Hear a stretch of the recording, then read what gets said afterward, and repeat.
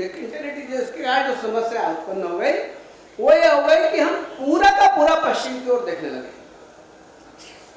Guardian नाम के अखबार ने 2014 में जब सरकार बदली तब लिखा था कि फाइनली ब्रिटिशर्स लेफ्ट इंडिया। 2014 में लिखा है कि अब भारत को अंग्रेजों ने छोड़ दिया। क्यों? क्योंकि तब तक सारा चिंतन जो चलता था वो यूरोप सेंट्रिक था और ये सहज नहीं था। ये जब भारत की आजादी के पहले विश्व युद्ध के समय रूजवेल्ट जो उस समय अमेरिका का राष्ट्रपति था और ब्रिटिश प्राइम मिनिस्टर चर्चिल जो थे, इनके बीच में संवाद हुआ और संवाद में उन्होंने कहा कि चर्चिल से कहा था कि आपको भारत को स्वतंत्र तो करना ही पड़ेगा, स्वतंत्रता देनी पड़ेगी, परंतु अपने ऑर्बिट के बाहर न जाए इस प्रकार की व्यवस्था करो। और ऐसी व्यवस्था हुई और इसलिए लंबे समय तक भारत उसी मानसिकता में रहा। विद्या भारती उस मानसिकता से बाहर निकलना चाहती और जितने भी राष्ट्रीय विचार के सारे संगठन है उस दिशा में काम करते हैं।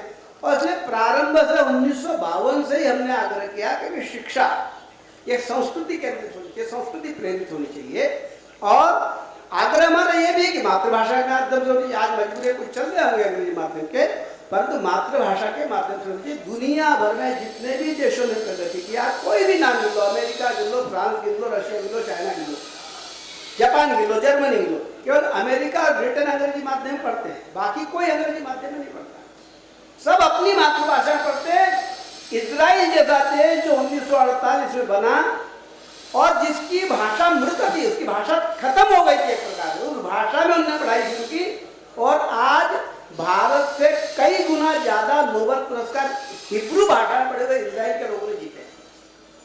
तो इसलिए राष्ट्रीय शिक्षा नीति जो घोषित हुई 2020 में, उसमें सारी चीजें आई। एक तो ये भारत केंद्रित शिक्षा उस शिक्षा नीति में डाला गया। दूसरा, इस बात का आग्रह किया गया है कि मातृभाषा में शिक्षा हो और ये लिखा है उसमें कि किसी भी भाषा को पढ़ाने के लिए उस भाषा में पढ़ाना जरूरी नहीं, मतलब आपको विषय की पढ़ाई उस भाषा में करवाना जरूरत नहीं। यह भी कहा कि बहुभाषिक होना चाहिए, बहुत सारी भाषाएं बच्चे सीख लेते हैं और से वो भी आग्रह किया गया। और यह अत्यंत हर्ष की विषय है कि मध्य प्रदेश में शुरुआत की कि मेडिकल की शिक्षा मातृभाषा में शुरू कर दी, इंजीनियरिंग की शिक्षा मातृभाषा में शुरू कर दी। कल के अखबार में था कि बिहार में हिंदी भाषा मेडिकल कॉलेज में अच्छे एडमिशन हो रहे हैं। तमिलनाडु जैसी इसमें वहाँ की मातृभाषा तमिल है, तो वहाँ पर भी इंजीनियरिंग में बहुत अच्छे एडमिशन हो रहे हैं। तो आने वाले समय में मातृभाषा में शिक्षा बहुत तेजी से बढ़ने वाली है, इस बात को भी हमको स्मरण रखना चाहिए। विद्या भारती के बहुत सारे काम हैं। जब ये संस्कृति बोध की संस्कृति किताब का विमोचन हुआ, आपको जानकर प्रसन्नता होगी, क्योंकि संस्कृति का ज्ञान लोगों को नहीं रहता। आज हम में से भी आप सब देख लिए, अपने विवाह की वर्षगांठ तिथि याद नहीं रहती किसी को। 17 दिसंबर 15 जनवरी याद रहती है। कौन? शादी तो तिथि में होती है, तारीख में तो होती नहीं। अपने पिताजी दादाजी का परदादाजी का श्राद्ध तिथि में करते हैं। भगवान महाकाल, भगवान शिव का शिवरात्रि है और भगवान राम का, कृष्ण का जन्मदिन तिथि में मनाते हैं, परंतु अपने जन्मदिन, अपने बच्चों के जन्मदिन अपनी तारीख में मनाते हैं। क्यों? क्योंकि संस्कृति धीरे धीरे भूलते जा रही है। ये संस्कृति ज्ञान परीक्षा का जो काम है ये देश भर में विद्या भारती के माध्यम से चलता है। आपको जानकर आश्चर्य होगा, 15 लाख से अधिक विद्यार्थी हिंदी में और 12 भाषाओं में अन्य 7 लाख, 22 लाख विद्यार्थी अभी तक बैठते थे। हमारा इस बार का प्रयास है कि इस संख्या को कम से कम 3 गुनी 4 गुनी करें। आप सब लोगों से आग्रह है, ये जो संस्कृत ज्ञान की परीक्षा है इसमें आप सब लोग सम्मिलित होइए, आपके परिवार को सम्मिलित लगे। तो आपके बच्चा किसी भी विद्यालय पढ़ता हो, कम से कम अपने संस्कृत ज्ञान होना चाहिए। तो इसलिए संस्कृत ज्ञान परीक्षा का इस बार अभियान लिया है, आप सब लोग उसमें सहभागी हुई है। विद्या भारती का विचार है कि सारे बच्चों को अपनी संस्कृति का ज्ञान है। विद्या भारती पंचकोशीय विकास की बात करती है। हमारा जो मनुष्य है, यह शरीर, हमारे उपनिषद ने कहा है कि अन्नमय, प्राणमय, मनोमय, विज्ञानमय और आनंदमय कोश होता है। तो शारीरिक शिक्षा, योग शिक्षा, संस्कृत, संगीत और नैतिक आध्यात्मिक शिक्षा, इन सब के विषयों की शिक्षा के माध्यम से व्यक्ति बढ़ना चाहिए। अभी तो राष्ट्रीय शिक्षा नीति में भी शारीरिक शिक्षा आ गई है, योग आ गया है, संगीत आ गया है, कौशल विकास भी आ गया है। विद्या भारती इसकी दृष्टि से जो प्रयत्न करती है उसका परिणाम ये है कि अभी योग ओलंपियाड हुआ, उसमें विद्या भारती के सभी वर्गों में 8 बच्चे सम्मिलित हुए और उन्होंने बहुत अच्छे स्थान प्राप्त किए। खेलकूद में हमारे विद्या भारती के बच्चे भाग लेते हैं, अखिल भारतीय स्तर पर पदक जीतते हैं और यहाँ तक कि अंतरराष्ट्रीय प्रतियोगिता में भाग लेने गए। प्रशासनिक परीक्षाओं में भी अपने बच्चे अच्छे आते हैं। परीक्षा परिणाम इस वर्ष के बहुत अच्छे हैं।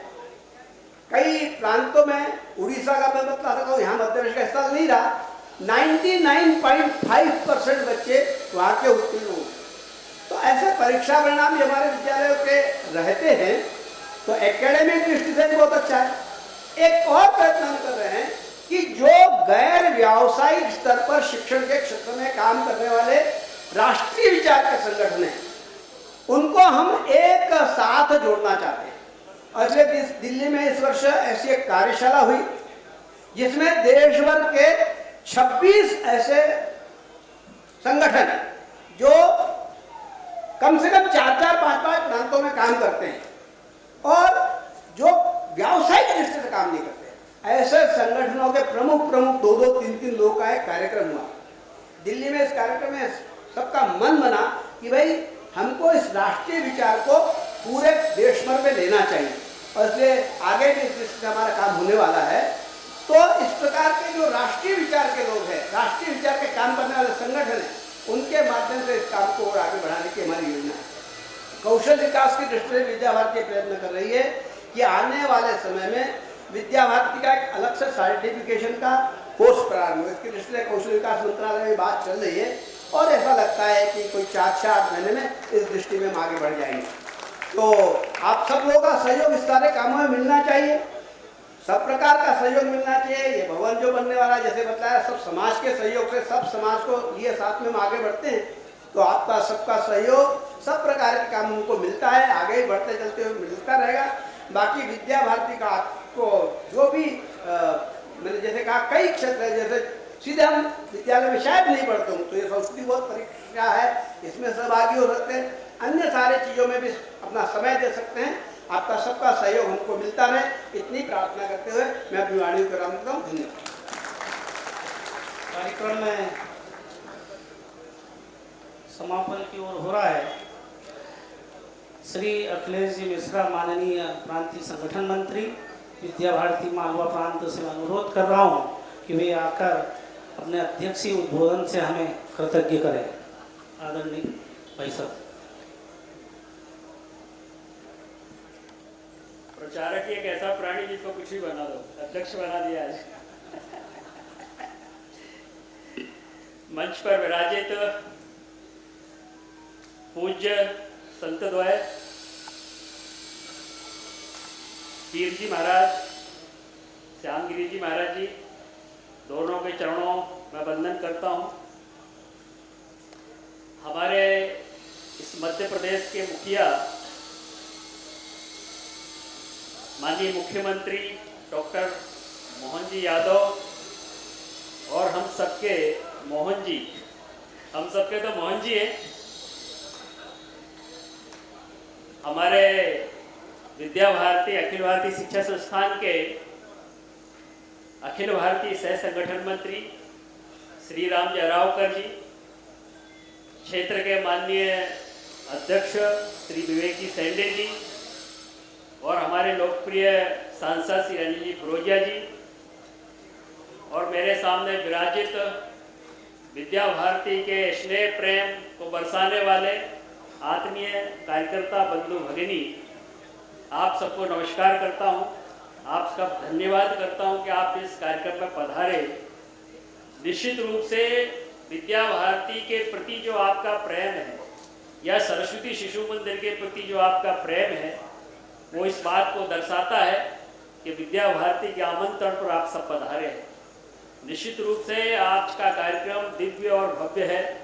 जैसा कि बताया कि सम्राट विक्रमादित्य भवन, जिसकी कल्पना हम सब ने की थी कि राष्ट्रीय शिक्षा नीति के अनुरूप एक प्रशिक्षण केंद्र खड़ा हो और ऐसा प्रशिक्षण केंद्र खड़ा हो जो पूरे देश में एक अद्भुत भवन हो, निश्चित रूप से ये भूमि की माया है। ये जिस भूमि पर हम बैठे हुए बहुत पवित्र भूमि है, इस बात को आप अनुभूत कर रहे होंगे। और इसलिए इस पवित्र भूमि ने जो चाहा वो किया, और जो संकल्प यहाँ हमसे करवाया वो संकल्प हमारा पूरा करवाया। इसलिए हमारे सौभाग्य सिंह जी ने कहा कि 1,40,000 लोगों के सहयोग से ये 20 करोड़ का भवन सम्राट विक्रमादित्य खड़ा हुआ है। और इसलिए जैसा इसका नाम है ऐसा भव्य है। तो निश्चित रूप से आज ये भगवान शिव परिवार यहाँ विराजित हो रहा है, ये उन्हीं की कृपा से संभव है। इसलिए बाबा महाकाल चिंतामण गणेश जी महाराज उन्हीं की कृपा से और ये सारा पूर्ण होने जा रहा है। इसलिए भगवान तो भगवान होते हैं ना, इसलिए उन्होंने कहा कि बच्चों पहले तुम अपना भवन बना लो, बाद में अपना बनवा लूंगा। इसलिए तो भगवान है।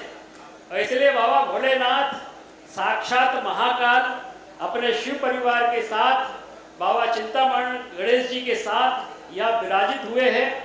और इसलिए इस भवन की जो आखिरी कड़ी थी उसका भी सुयोग आया है कि यहाँ भैया बहनों के लिए एक उच्च शिक्षण केंद्र जो है, एक अच्छा विद्यालय जो है, वो महाकालपुरम जो हमारा चलता था वो अब यहाँ स्थानांतरित होकर आया है। यानी कि विद्यालय भी है, प्रशिक्षण केंद्र भी है, बाबा का आशीर्वाद भी हमारे ऊपर है। निश्चित रूप से एक संपूर्ण इकाई जो है वो आप सबके सहयोग से खड़ी हुई है। इसलिए एक बार पुनः आपका धन्यवाद देता हूँ। जैसा कि बताया कि मैं यह विभाग प्रचारक रहा, तो मोहन जी से संबंध तो बहुत पुराना है। 2013 में जब पहली बार चुनाव लड़े उस समय विभाग प्रचारक था मैं।